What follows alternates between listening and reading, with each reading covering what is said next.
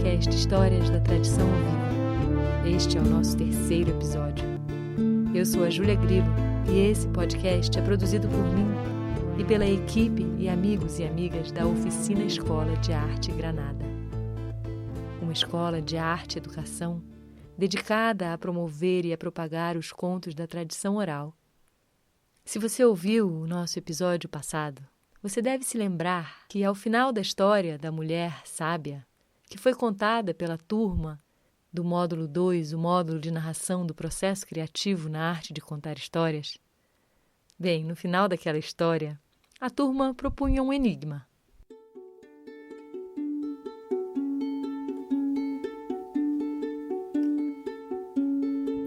E vocês, conseguiriam pensar em respostas tão sábias quanto as dizia? O grande chefe tem uma pergunta para vocês.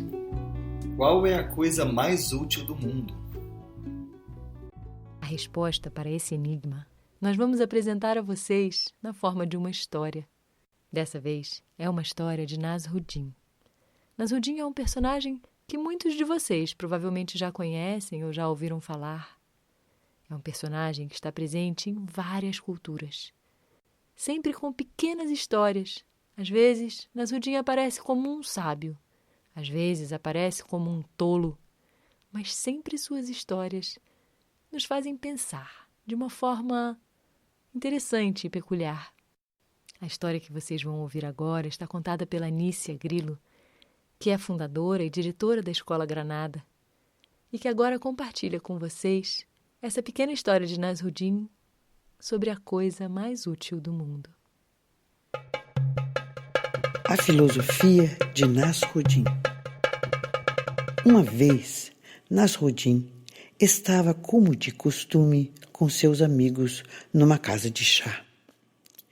Todos conversavam sobre assuntos profundos e elevados, cada um dizendo algo mais interessante do que o outro.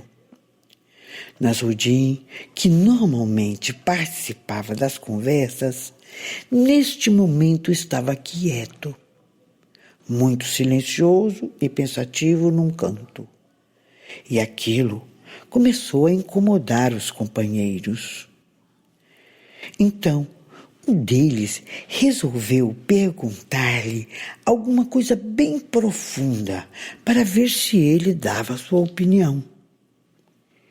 Nasruddin, o que é para você a coisa mais útil desse mundo? Nasruddin arregalou os olhos, depois os fechou, suspirou, inclinou a cabeça e disse: Bem, para mim, a coisa mais útil do mundo é um bom conselho.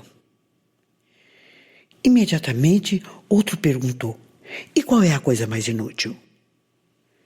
Nasruddin fez um gesto com o corpo para trás, como que pensando, buscando na memória de suas experiências qual era a coisa mais inútil do mundo.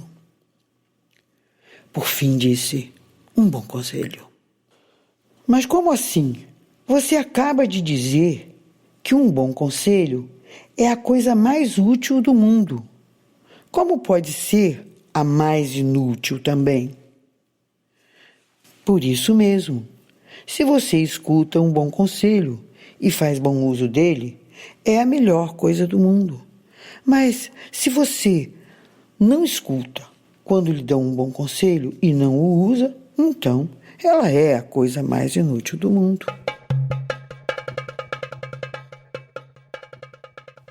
Essa pequena história de Nasruddin foi gravada em um CD de histórias organizado pela equipe da Escola Granada e contadoras de histórias convidadas, que nós chamamos de A Montanha de Jade e Outros Contos do Mundo.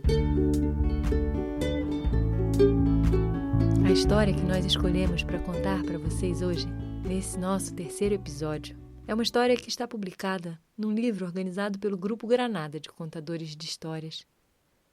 O livro se chama Histórias da Tradição Sufi. Mas, como é muito comum entre as histórias da tradição oral, essa história pode ser encontrada em diferentes lugares, com muitas roupagens diferentes. Alguns de vocês talvez se lembrem de já tê-la ouvido: Os Homens e a Borboleta. Era uma vez 2 homens muito cansados que no meio da sua viagem chegaram à beira de um rio, numa tarde de verão. Eles estavam fazendo uma longa viagem juntos e pararam ali para descansar. Pouco depois, o homem mais jovem adormeceu e o outro ficou observando a sua boca aberta. Vocês acreditariam se eu dissesse que uma pequena criatura, que segundo todas as aparências era uma linda borboletazinha, saiu voando de dentro dos seus lábios? A borboleta voou direto para uma pequena ilha bem no meio do rio, e lá ela pousou numa flor e sugou o seu néctar.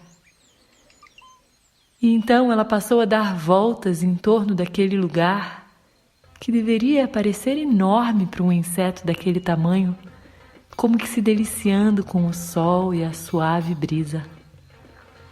Depois ela encontrou outra borboleta e juntas elas dançaram no ar como um casal de namorados. A primeira borboleta pousou outra vez em um galho que balançava levemente. Depois de um momento ou 2, reuniu-se a uma nuvem de insetos grandes e pequenos dos mais variados tipos, que fervilhavam em torno da carcaça de um animal que jazia morto na grama verdejante. E assim, vários minutos se passaram. O homem, que estava acordado, distraidamente, jogou uma pedrinha na água bem perto da ilha. As ondas que se formaram respingaram na borboleta, que de início quase naufragou, mas depois, com muita dificuldade, sacudiu os respingos das asas e começou a voar rapidamente na direção da boca do homem que dormia. Mas nesse momento, o outro viajante, que observava tudo, pegou uma folha grande e segurou-a bem na frente do rosto do companheiro para ver o que a borboleta faria.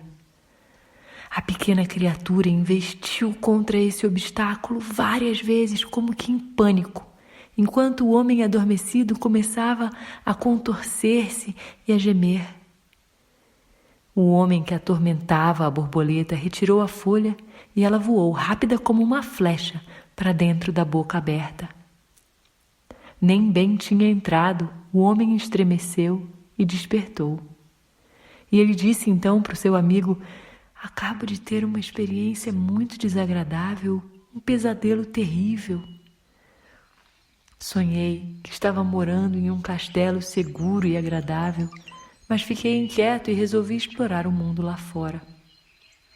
No meu sonho, eu viajei por meios mágicos para um país distante, onde tudo era alegria e prazer.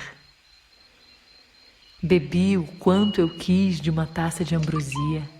Conheci uma mulher de beleza incomparável e dancei com ela, vivendo as alegrias de um verão sem fim.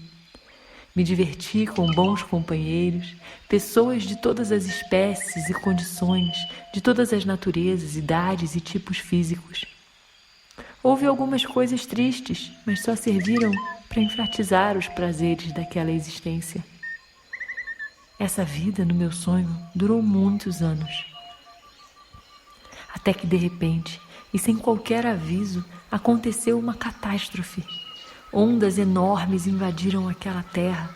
Eu me molhei todo e quase me afoguei. Eu me vi correndo em disparada de volta para o meu castelo, como se tivesse asas. Mas quando cheguei no portão não consegui entrar. Uma imensa porta verde tinha sido levantada por um gigantesco espírito maligno. Eu me atirei contra essa porta, empurrando-a várias vezes, mas ela não cedeu.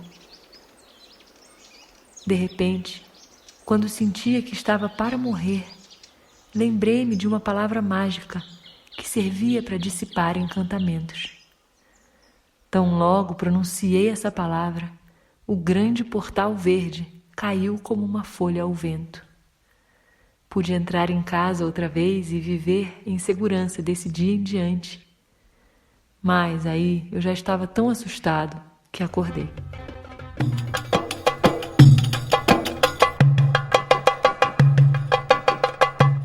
Queridos e queridas ouvintes, muito obrigada por vocês nos acompanharem aqui no Histórias da Tradição Viva. Para quem quiser conhecer um pouco mais sobre o trabalho da Oficina Escola de Arte Granada, sobre nossas publicações, nossos cursos de formação para contadores de histórias, nossas atividades com arte, educação e histórias da tradição oral, entra lá no nosso site www.escolagranada.com.br. E em breve nós nos encontramos por aqui outra vez.